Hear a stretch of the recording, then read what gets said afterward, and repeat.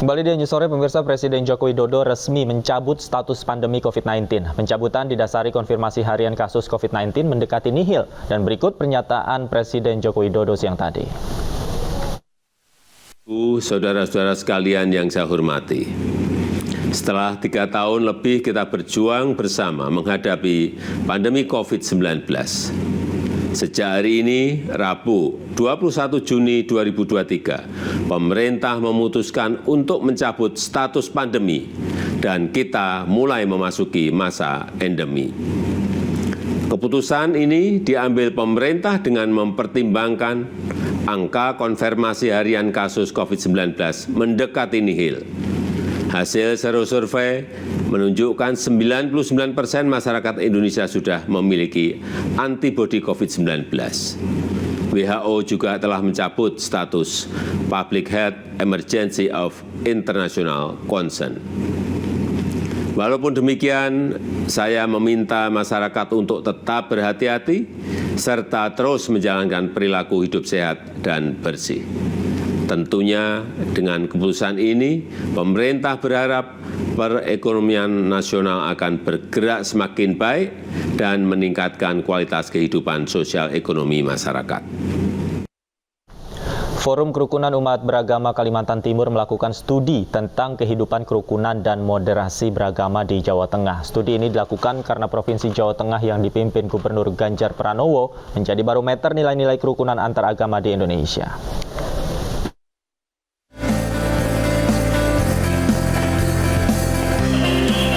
Wakil Gubernur Kalimantan Timur Hadi Mulyadi bersama rombongan Forum Kerukunan Umat Beragama Kalimantan Timur berkunjung ke Kota Semarang, Jawa Tengah. Rombongan menemui Gubernur Jawa Tengah, Ganjar Pranowo, untuk melakukan studi kerukunan dan moderasi beragama. Dalam kesempatan ini, Ganjar Pranowo juga mengatakan jika pemerintah Provinsi Jawa Tengah bersama masyarakat berkomitmen menjaga keberagaman, agar seluruh agama mendapatkan ruang dan waktu untuk beribadah sesuai dengan keyakinan masing-masing. Kita berbagi pengalaman bagaimana menjaga relasi antar umat beragama. Kami senang karena ternyata pengalaman-pengalaman yang diceritakan ya sama antara kami dengan Jawa Tengah. Komitmen menjaga keberagaman oke, komitmen menjaga masyarakat bisa mendapatkan ruang, waktu, ibadah yang bagus oke, begitu ya. Dan kita berbagi apa yang pernah dikerjakan di Jawa Tengah, termasuk kota-kota yang menurut saya cukup bagus merawat perbedaan, merawat nilai-nilai agama yang ada di masyarakat. Sementara itu, Wakil Gubernur Kalimantan Timur Hadi Mulyadi mengatakan bahwa kehadiran Forum Kerukunan Umat Beragama Kalimantan Timur ke Provinsi Jawa Tengah untuk belajar secara langsung pada Ganjar Pranowo dalam mengelola perbedaan dengan berbagai persoalan dan juga bertukar pengalaman terkait menjaga toleransi antar umat beragama. Pasti banyak ragam, banyak masalah yang dihadapi, tapi kita melihat Ganjar dengan kepemimpinannya bisa menjadi membangun kehidupan yang harmonis. Kita ada dari indeks toleransi yang cukup baik dan 10 kota masuk toleransi terbaik di Indonesia, 4-nya dari Jawa Tengah. Oleh karena itu kami perlu banyak belajar dan saya kira kita memang harus banyak belajar dengan siapa saja. Jawa Tengah menjadi salah satu contoh provinsi yang toleransi dalam kehidupan beragama dan menjadi acuan keberagaman suku dan agama, namun tetap berjalan berdampingan secara damai dan harmonis. Dari Jawa Tengah, Wisnuwardana, Ainus melaporkan. Pemirsa, Partai Persatuan Pembangunan secara terbuka menyatakan akan meminang Sandiaga Uno untuk bergabung dan disandingkan berpasangan dengan Ganjar Pranowo dalam Pilpres 2024. P3 ingin mengulang koalisi dengan PDIP di era tahun 2000 dengan bersandingnya Ganjar Sandi. Nama Menteri Pariwisata dan Ekonomi Kreatif Sandiaga Uno kembali mencuat menjadi bakal calon wakil presiden yang akan diusung P3. P3 bahkan akan mengusung Sandiaga Uno untuk berpasangan dengan baca pres dari PDIP Ganjar Pranowo. Namun Sandiaga Uno dalam acara Gerakan Usaha Kreatif di Pondok Pesantren Ar-Raudah, Batang, Jawa Tengah menyerahkan semua keputusan pencalonan kepada pimpinan partai politik. Semua ini adalah bagian daripada tahapan dan seandainya nanti sudah bisa diberikan diberikan kepastian oleh Pak Mardiono, ya tentunya saya akan memenuhi permintaan tersebut. P3 kan pernah juga koalisi dengan PDIP.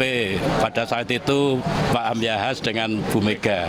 Ya, setelah setelah saat itu kita ingin mengulang lagi bahwa ini Pak Ganjar Pranowo dengan Pak Sandiaga Uno gitu kan.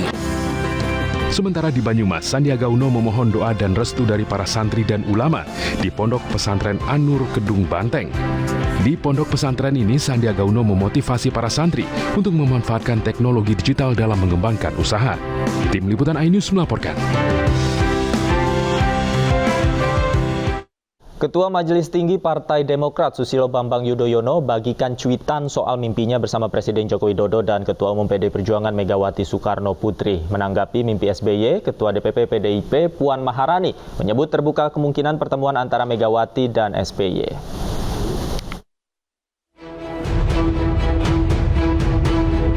Ketua DPP PDIP Puan Maharani merespon positif mimpi Ketua Majelis Tinggi Partai Demokrat Susilo Bambang Yudhoyono satu gerbong kereta dengan Presiden Jokowi dan Ketua Umum PDIP Megawati Soekarno Putri.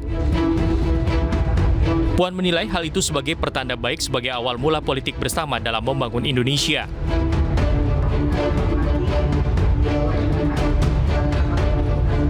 Mungkin itu menjadi suatu pertanda bahwa bagaimana membangun bangsa dan negara itu harus dilakukan bersama-sama, guyup, adem, ayem, tanpa kemudian merasa yang satu tidak diperhatikan atau yang satu diperhatikan. Ya, sebagai senior bangsa yang sudah punya pengalaman sangat teruji, saya tentu saja juga berharap bahwa situasi adem ayem yang dibangun oleh semua pemimpin yang pernah pernah berjasa pada bangsa dan negara itu bisa ditunjukkan kepada rakyat Indonesia. Jadi kita yang muda-muda juga rasanya ayem. Lebih lanjut, Puan juga membuka peluang pertemuan antara Megawati dan SBY. Berarti semua sama begitu ya? Tidak ada kata tidak. Semua itu masih ada harapan. Jadi jangan pernah putus asa. Semuanya pasti masih ada harapan dan kita ya tentu saja berharap pada waktunya nanti semuanya bisa berkumpul guyup ya. Sebelumnya, SBY mengungkap mimpinya naik kereta bersama Jokowi, Megawati, dan Presiden ke-8 Indonesia. SBY berkata kereta itu menuju Jawa Tengah dan Jawa Timur. Cerita SBY satu kereta dengan Jokowi dan Megawati diungkap SBY setelah pertemuan Ketua Umum Partai Demokrat Agus Harimurti Yudhoyono dan Ketua DPP PDIP Perjuangan Puan Maharani.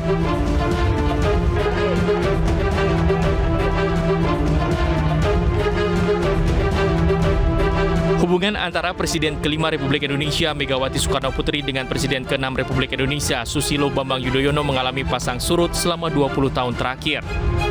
Terutama setelah SBY mengalahkan Megawati di Pilpres 2004, padahal saat itu SBY berstatus sebagai anak buah Megawati sebagai Menko Polhukam di Kabinet. Dari Jakarta, Tim Liputan iNews melaporkan.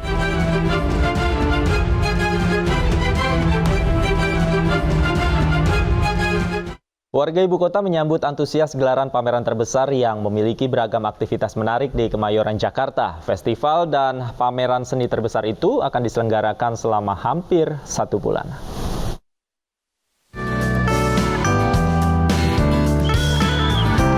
Pengunjung yang datang ke Jakarta Fair Kemayoran dapat berkeliling untuk berbelanja aneka produk, menikmati beragam kuliner lezat dan juga mencari hiburan dengan menonton berbagai penampilan musisi terbaik ibu kota.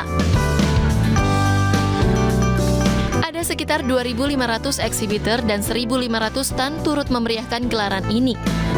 Khusus di akhir pekan, Jakarta Fair Kemayoran beroperasi lebih siang, yakni pukul 13 waktu Indonesia Barat. Setiap harinya, Jakarta Fair Kemayoran selalu ramai dikunjungi warga, bahkan pengunjung rela mengantre untuk membeli tiket masuk. Selain beragam tenan, konser musik menjadi salah satu yang ditunggu dalam event Jakarta Fair Kemayoran 2023. Di mana selama 1 bulan penuh, para pengunjung dapat menonton konser musik. Seru banget, pakai banget, seru pokoknya. Banyak banget ya. Pokoknya ada wahana, ada jajanan yang 10.000. Terus apalagi banyak ya kita kesini ya.